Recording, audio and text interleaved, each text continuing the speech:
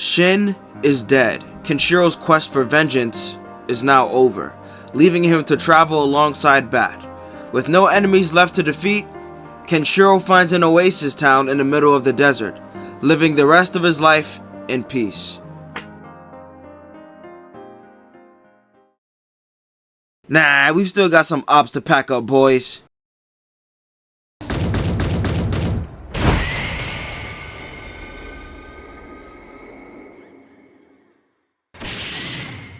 Kenshiro and Bat find an oasis town in the middle of the desert. The moment they arrive there, a man is sent flying through a wall. This big, bear-sized brute beat up this bartender because he wouldn't give him free food. Bat negotiates with the bartender, promising that he'd defeat the brute for 2 days worth of food. The bartender agrees to grant them a day and a half's worth of food. Now let's talk about Bro real quick. He's a big dude. Sent the bartender flying through a wall and smashed the car with one fist. He's crashing out. So it's time for Kenshiro to get down to business. Priding himself on the size of his arms, the dude thought he would be able to blow Ken away with a simple swing. Kenshiro stops his giant slap with one finger, kicking both of the man's shoulders. After the 2 kicks, the man's arms go completely limp. Kenshiro weakened his arms, sealing away his super strength so he could get a job instead of robbing people. He got off easy. Now he'll have to live the rest of his life with the strength of an ordinary man. So Ken and Bat are relaxing at the bar, only for 3 men dressed like 1933 to pull up. These men didn't come here for food or booze. They came for women. Smear coochie. Pretty sus. Bartender doesn't have any women, so dude says he'd be back. What kind of business is going on here?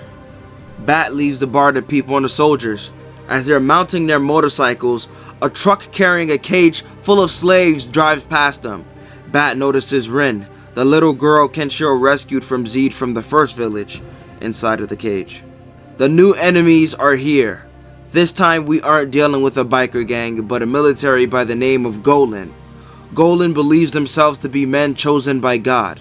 Golan's ultimate goal is to create a nation for their quote-unquote elite race. This nation was to be named God's Land. They abduct women to produce their offspring carrying their quote-unquote superior blood. They kidnap underage girls to do the same thing once they deem them ready. Nasty shit. We've got men on the streets. They want their wives and daughters back. Arrows aimed at Golan. This soldier deflects the arrow with a baton. Suddenly the Golan soldiers start throwing concealed knives at the villagers, catching headshots left and right. Villager with an axe pulls up, runs up on Golan, only to miss his swing. His torso slides off his body. The soldier is armed with a wire capable of cutting through people. The Golan soldier grabs a villager, asking the abducted women if any of them are related to this man. A little girl begs for her father's life, only for the soldier to wind a wire around his neck, decapitating him. Next, they were going to kill someone's husband. Woman begs for her husband's life. He was going to make the man's wife his wife. It's time for Kenshiro. They all just start throwing knives at Kenshiro. Unfortunately for them, Ken was prepared.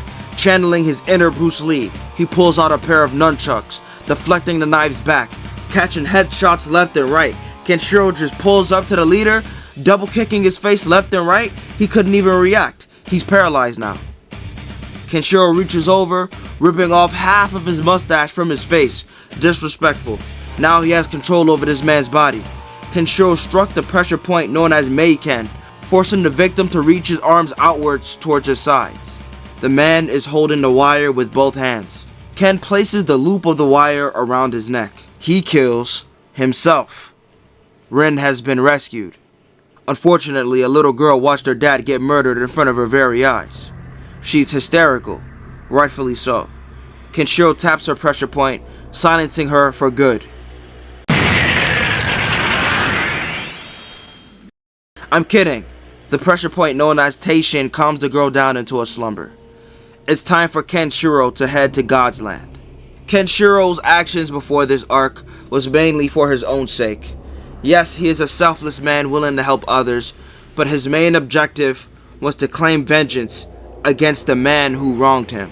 Now that that's over and done with, Kenshiro kills again. This time, Ken didn't lose anyone. This time, he was able to successfully rescue the girl, instead of arriving too late. Yet, he's going out of his way to go to God's land himself. This will be Kenshiro's new call to action from here on out, successfully advancing the story despite him not having an overall goal in life. He says it himself. He is a man that has lost everything and has no purpose. That's what Kenshiro believes, but his actions after this proves otherwise. Now let's talk about the Golan army. The Golan army soldiers were formerly Red Berets before the nuclear war. One of them is said to be able to kill 500 guerrilla soldiers by himself. Over in God's land, Golan soldiers were in the middle of training drills. We had rope climbing drills. Pretty good. We had dudes doing push-ups over spikes with weights on their backs. Combat training with knives. First one to fall gets killed. The man in charge of this training is the Mad Sergeant, aka Mad Sarge. We had one soldier drop his opponent with a judo throw. Mad Sarge is confused. He's asking this man, "What are you doing? Kill him." Dude is confused. He thought this was just a training drill. Sarge was like, "Nah, wait a minute. Ain't this your brother?" He just grabs dude's wrist and just forces him to stab his brother through the goddamn chest. At this point, this man is just wondering why he signed up for this program as he lays there dying. There are no weaklings allowed in Golan. Mad Sarge speaks up to his men, telling them that God chose them for this war. Kenshiro was not, but he pulls up anyway, bodying two goons while aura farming. The Mad Sarge throws and strikes Kenshiro with a few blood-sucking needle knives, and they just start bleeding him out. Ken isn't worried though. This man just flexes his muscles, stopping the bleeding and popping the blades out from his body, closing the wounds. It got quiet in the room after that. The Mad Sarge says bet, sends every soldier in the room after Kenshiro. Ken notices that they left some steel poles on the ground. The ass beating commences. He's swinging the poles, cracking skulls, kicking them out, just administering discipline to these grown-ass men. The Mad Sarge is ready to fight Kenshiro himself. Now the Mad Sarge isn't normal. He has a pretty impressive speed feat. He can land 10 strikes in the span of a single second. He gets blitzed and paralyzed, falling back into a large tub of water, threatening to drown him if he doesn't give him the location of his leader. So he points Ken to a large tower, and Kenshiro lets him go. The Mad Sarge's nervous system is now restored. The first thing he tries to do is attack Ken from behind as he's leaving, only to become a donut because he just gets blasted by his own organs. He's begging for help, but it's too late.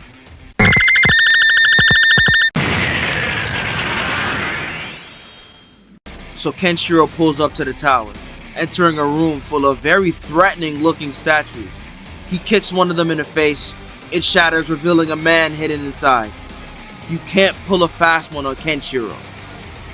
All of a sudden, someone pulls a fast one on Kenshiro. He's caught off guard. There's a soldier that was able to sneak up on him. The colonel is the leader of Golan. And unlike the prior fodder, he isn't a normal soldier. He has the ability to use ki. For some reason, instead of just outright bodying him, Kenshiro asks the colonel why he's trying to complete God's land. I find this interesting. Usually Kenshiro doesn't question why evildoers do what they do. He just executes them. Maybe Kenshiro recognizes the colonel as an adversary worthy of acknowledgement. He snuck up on Kenshiro, something that no one's ever been able to do. This next scene wasn't in the anime, so when I read this for the first time, my jaw dropped. The Red Berets were once a highly trained military force made up of noble soldiers that fought for their country with conviction. The general was a fat drunk who spent his time bathing in his wealth while messing around with party girls. The colonel pulled up to the general's mansion and found him partying with a bunch of politicians and industry titans. The fat general valued his nuclear power far more than he did the Red Berets. Saying that is putting it lightly.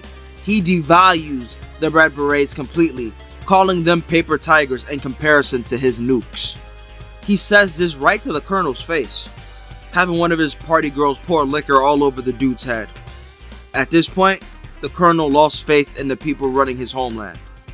Their stupidity would ultimately lead to their own downfall, as well as the downfall of the majority of humanity.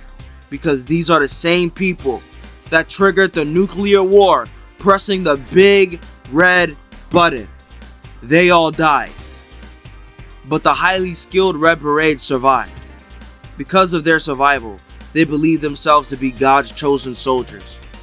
He went from devoted to cynical to insane. This man has boomerangs and he's throwing them at Kenshiro. Ken dodges, landed behind the Colonel, only to have the back of his knees slashed out. The boomerangs caught him. The Colonel can anticipate Ken's moves before he even makes them, so Ken just destroys his boomerangs the next time he uses them. Problem solved. Except that they aren't. You see, the Colonel recognizes that Kenshiro is using Hakuto Shinken and decides to start fighting seriously, equipped in each of his fingers with mechanical claws. The Colonel reveals himself to be a practitioner of Nanto Seiken, the Fist of the South Star. However, his style was different from Shin's. The Colonel is from another branch of the Nanto school. His fighting style is called Nanto Muonken, the Silent Fist of the South Star. He's capable of dodging rapid kicks from Kenshiro and even manages to scratch his face. The Colonel is a threat that Kenshiro has figured out. He realizes that the Colonel is predicting his next moves by the subtle movements of his eyes and muscles. Kenshiro's answer is to hide his presence completely, closing his eyes while suppressing his energy. The Colonel decides to suppress his ki as well, but only because Kenshiro has his eyes closed. If Kenshiro couldn't see him, he wasn't about to let Ken sense him either. The Colonel tries to get the drop on Kenshiro by attacking him from behind, only to get his arm caught, leaving him with no choice but to accept what was about to happen to him. 100 cracked fists beats his ass, having him confused as to how Kenshiro was even able to touch him. The Colonel has been honing his skills for 30 years. Kenshiro is the master of a martial art with an 1800-year history. The blood of an assassin has flowed through Kenshiro's veins since the day he was born.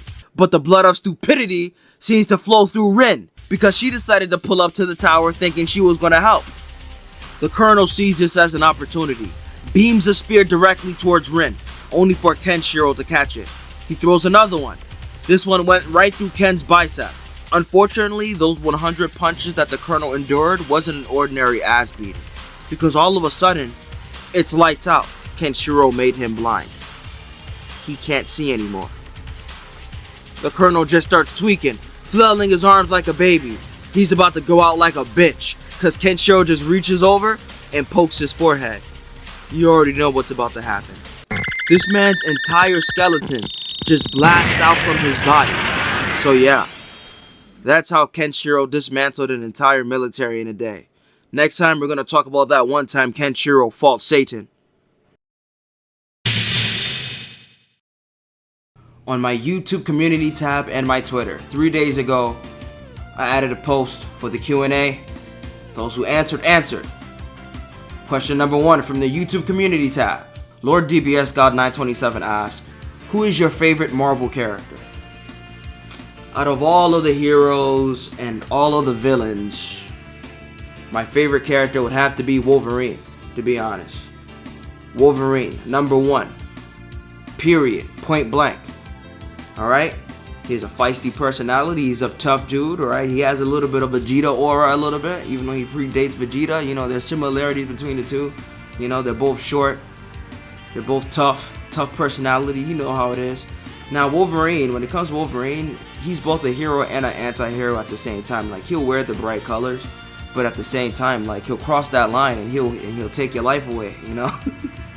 Sometimes when it's not even necessary, he'll just do it. It's the easiest way to solve the problem, you know?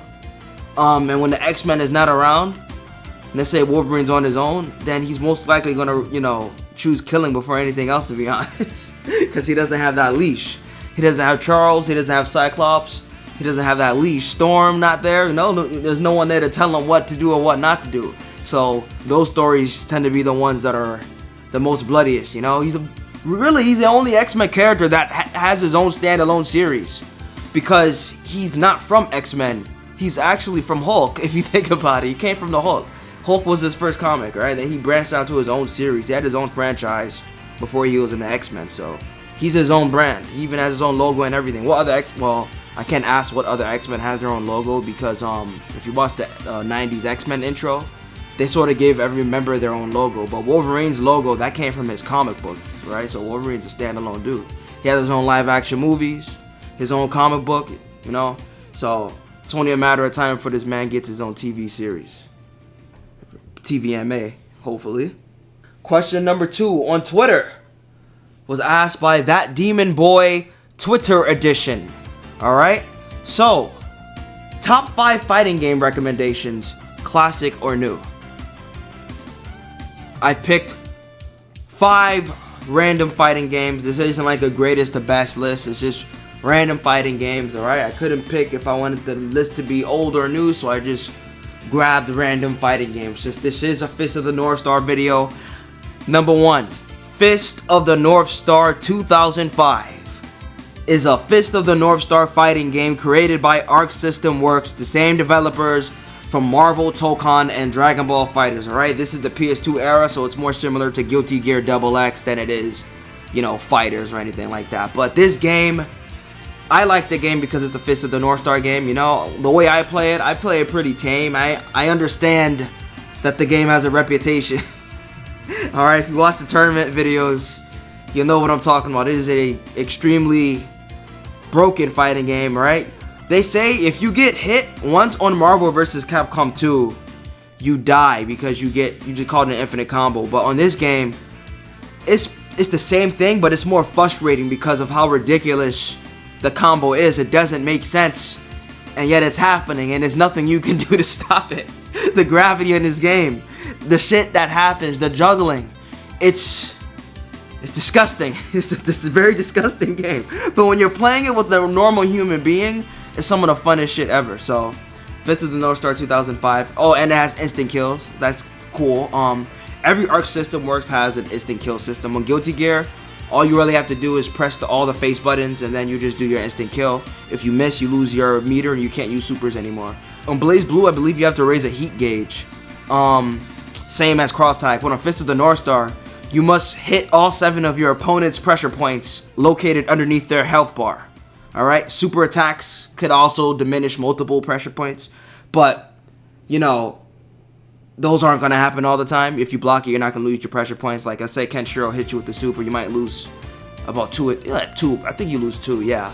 But usually the hit the pressure points is like a charge attack, so it's not an easy thing to do unless you know how to combo in the game. But once you get them pressure points gone, and you get the instant kill move, it's over. But I believe Kenshiro is the only character that has an instant kill move where he doesn't need to diminish your 7 pressure points. I think his Zankai can, if he hits you with it, you have a time limit. It's a beautiful fighting game. Very beautiful game. Game number 2, Bleach Rebirth of Souls. Alright. Came out this year. It's not what I thought it was going to be. It is a 2D fighter. Well, 3D in terms of like, well, as far as, you know, like Tekken in a way. It's sidestepping. But it's more like a Budokai than a traditional fighter, to be honest. Not an arena fighter. Don't let anyone tell you it's an arena fighter. It's not an arena fighter. And that's not necessarily a bad thing. I guess I was just disappointed because I was expecting something else. But when I started playing it, I had fun with the game. Decent game. Give it a shot. It should be in a good state right now compared to when it dropped. You know how these anime games be, always dropping when they're not even done. But I think the game's in a good place right now. It's not getting as much hype as it was when it was dropped, though. That's a little concerning, but we'll see what happens once the anime comes back and they start dropping real DLC characters. Alright? Game number 3. Capcom vs. SNK 2. Alright? You could just get the Capcom Fighting Collection 2 and just get a bunch of good games. That's the only way you're going to get this game on modern hardware, but it's a good game. In terms of, I think it's like the main attraction of that collection, to be honest. Just like Marvel vs. Capcom 2 was the main attraction for most people when it came to the Marvel vs. Capcom Fighting Collection. Number 4, I'll give that to Breaker's Revenge. I don't know too much about the game, but the little I've played it, it's good, it plays well, the gameplay is pretty solid for a 90s game. Well, it's a late 90s game, so I expect it to be solid. If it wasn't, it'd be a problem, to be honest. The main character looks like he's from Saint Seiya. I believe there's someone that looks like they're Dragon Shiryu, if I'm not mistaken. So there's like 2 Saint Seiya characters in there. There's a character that looks like they're from Outlaw Star. So, you know, it's a pretty interesting game. I'll get into Breakers. I think you could buy it on modern hardware. I played it on Fightcade, you know. But last but not least, Fatal Fury City of the Wolves, alright? I didn't know if I was going to get this game. It was extremely difficult. Not because I didn't know how to play it, but the physics were just different from Street Fighter. Like, when I could go from Street Fighter to Guilty Gear to Mortal Kombat and just adapt, but any like modern SNK game, I had to adapt. And King of Fighters, I bought the last King of Fighters game that came out before this one, and I hated it because I didn't really get the chance to adapt. You know, I couldn't adapt to that game because it was a 3v3, you know, and I couldn't get used to one singular character because of, like, right before I knew it, they were dead, you know, unfortunately. So and when I did go to 1v1 mode, the servers were ghosts, they were dead. Yes, this was when the game first dropped. No one was doing 1v1 mode online. So Garo, you know, there is only 1v1 mode, and I have the chance to actually pick up a character, get a feel for the character, finally adapted. I'm not saying that I'm good at the game. I'm not good at the game, but I adapted. I could do shit. I have recorded content, just haven't uploaded it yet. Stay tuned. Check out my gaming channel, the Ashura Arcade, alright? If you don't find the Ashura Arcade on the YouTube search bar, because they might not show it because, you know, fuck them, type down Majin Ashura Arcade, alright, just to be specific, and, you know, you might find it. I should probably change the name of the channel to Majin Ashura Arcade, but we're here already. I did what I did, and I don't regret it. I think, actually, it's not a bad idea. It's not a bad idea, actually. Out of order, I'll say it. Spitball, Fatal Fury, City of the Wolves, Bleach, Rebirth of Souls, Capcom vs. SNK 2, Fist of the North Star Arcade 2005, and Breakers Revenge 1998. And that is pretty much it, guys.